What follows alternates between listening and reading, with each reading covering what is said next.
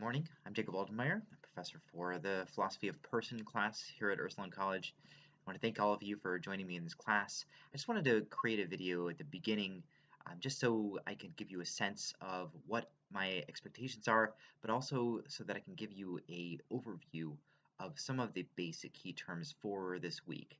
And I wanted to start by talking about what philosophy is in the first place. Some of you who are familiar with the term, all of you probably have heard the idea.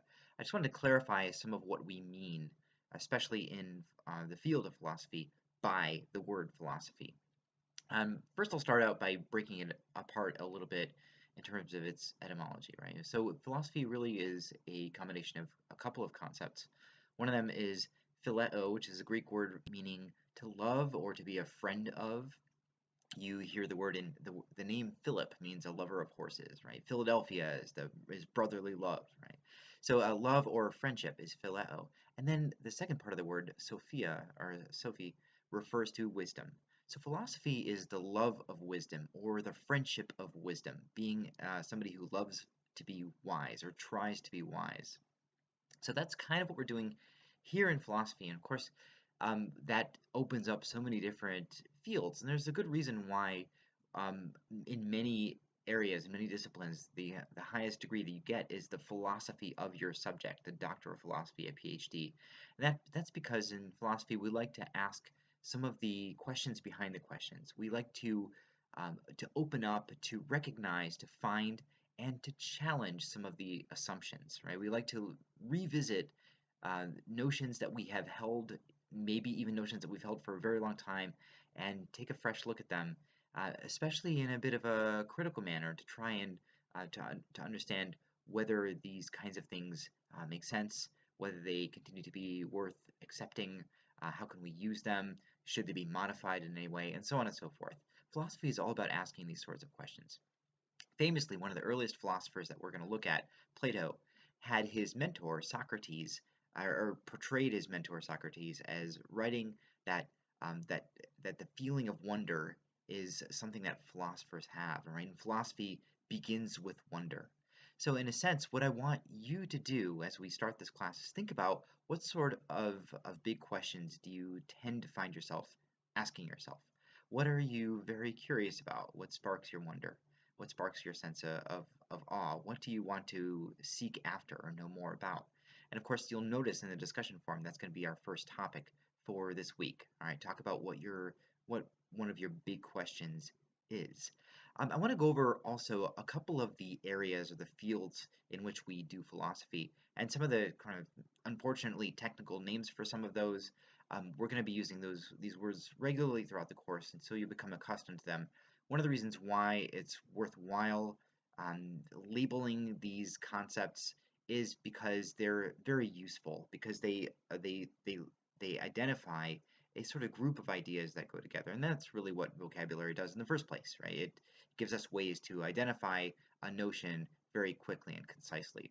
So the first area in which philosophy tends to pursue questions are in what we call metaphysics. So metaphysics, um, historically, it's been metaphysics means after physics. So famously, Aristotle, one of the early philosophers that we'll be discussing, he wrote about physics, which has to do with nature, but then he also wrote about some of the more abstract questions behind the questions, and he called that metaphysics.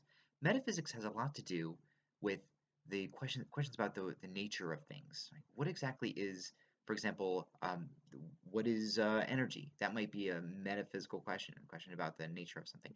Um, do we have a soul? If we do, what is the nature of a soul? What is it? Is it made of anything, or what does it do? What role does it play in our bodies or in our brains?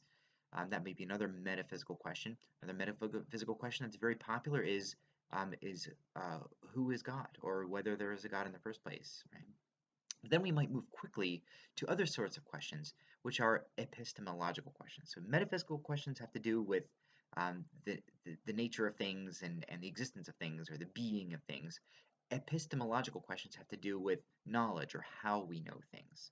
So an epistemological question might be something like, how do we know that, I don't know, Abraham Lincoln was the 16th president, right? And so, of course, we might say, well, clearly there are historical records, there are images, and so forth. But what we're doing there by asking the question about how it is we know something, that's an epistemological sort of question. Or, for example, going back to the metaphysical question about whether there's a God, an epistemological question might ask how we might know whether there is a God, right? Or how we might understand what the soul is, or how is it that we identify energy, right? Just to go back to those three metaphysical questions. Um, epistemology asks about knowledge, the nature of knowledge, and how we acquire it. All right, other fields of philosophy in which philosophy asks and answers questions include ethics. Some of you may have heard the term ethics before. It's basically moral philosophy, the question about what it means to be good, right? What is good behavior? What is the right way that we should treat one another, right? What are the virtues? That might be one of those ethical questions. And so moving on forward is maybe political questions, right? Political questions have to do with how society should be run, right? What sort of government would be optimal for human well-being? So let's say, or for human rights. Those sorts of questions are political questions. And that is one of those branches of philosophical inquiry. A couple of others to mention. Philosophical theology asks questions about, well, ultimate reality, especially as relates to what God might be like, right? Much of the time in philosophical theology, philosophers end up saying things like, well, God must be the maximization of something, omnipotent, right? He must be the maximization of power. Omniscient, he must be the maximization of knowledge, for example, right?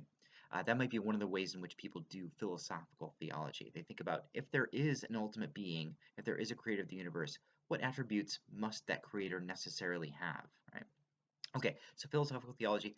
And then finally, another field of philosophy that's worth mentioning here is aesthetics. It's the philosophy of beauty, of art, right? What is it that makes things attractive? What is it that makes things beautiful?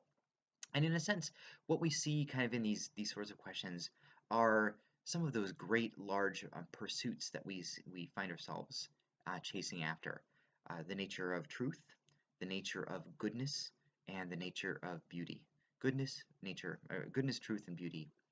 Those are really, that's sort of the triumvirate of, of big ideas that we kind of are chasing after by asking philosophical questions. Those are the three major sorts of things that we tend to find ourselves wondering about. I look forward very much to spending this semester continuing to wonder about these things with you. I want to remind us all, myself included, we must never be too proud to remind ourselves about this, is that Socrates, one of those earliest philosophers who asked many questions, um, said that philosophy, being wise, has a lot to do, and I'm paraphrasing, of course, being wise has a lot to do with recognizing our ignorance. In other words, it begins with recognizing how little we actually know and being humble enough to accept that reality. And then, fortunately, ignorance, well, you've heard the expression ignorance is bliss. Kind of, not exactly. Ignorance is an open door, right? Ignorance is an invitation to pursue more, to learn more, right? Ignorance, the recognition of ignorance gives us the impetus to explore. And that's, in a sense, what philosophy really is all about. It's about exploration, it's about discovery, and it's about unpacking some of these themes and motifs and some of these images that we see all around us, dissecting them and analyzing them. So once again, I look forward to doing it all with you, and more videos to come. I'll probably post one video every week about the week's topics, and I hope you enjoy this course as much as I have enjoyed planning it and anticipate enjoying running it and engaging with all of you. Thanks.